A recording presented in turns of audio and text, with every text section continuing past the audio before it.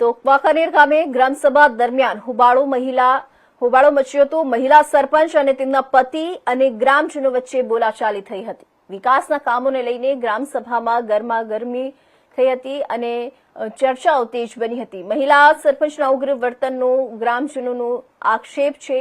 મહિલા સરપંચ ઉગ્ર વર્તન કર્યું હોવાનો ગ્રામજનોનો આક્ષેપ છે। ગ્રામજનોમાં જેનાથી રોષ ભભૂકી ઉઠ્યો હતો। બેઠકનું વાતાવરણ તંગ બન્યું હતું। કામકાજ અંગે પ્રશ્નો ઉઠતા મામલો ગરમાયો હતો। ગ્રામસભા દરમિયાન અવ્યવસ્થાના દ્રશ્યો પણ સર્જાયા હતા। વાંકાનેર ગામની ગ્રામસભા ચર્ચાનો વિષય બની હતી। આ ઘટનાને લઈને ગામમાં વિવિધ તર્ક વિતર્ક શરૂ થઈ ગયા છે।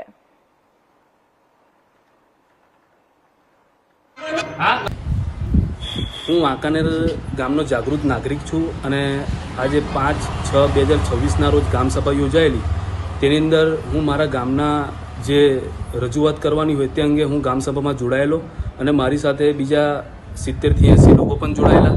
ત્યારે મેં મારા ગામની અંદર જે વાંકાનેરમાં જે સ્થાનિક તળાવ આવેલું છે તેની અંદર ગટરનું ગંદુ પાણી અટેચ કરેલું હોય તે અંગે ટૂંક સમયની અંદર ચોમાસું આવતું હોય ને તે અંદર મેં રોગચાળો ફેલાય તો સતત જવાબદારી કોની હોય તેવી રજૂઆતો કરતા મહિલા સરપંચ ઉત્સાહી જઈને મને એવું કીધેલું કે ભાઈ તારે જઈ જવું હોય ત્યાં જા, તારેથી જે થાય કરી લે અને મારી પર હાથ પણ ઉગાવેલો અને મને એવું પણ કીધેલું કે તને ખોટા એટ્રોસિટીના કેસમાં ફસાવી દઈશું।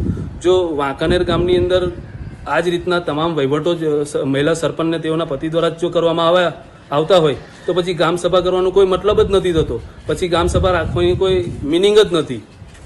આપનું નામ? દિવાન સલીમ શાહ સિકંદર।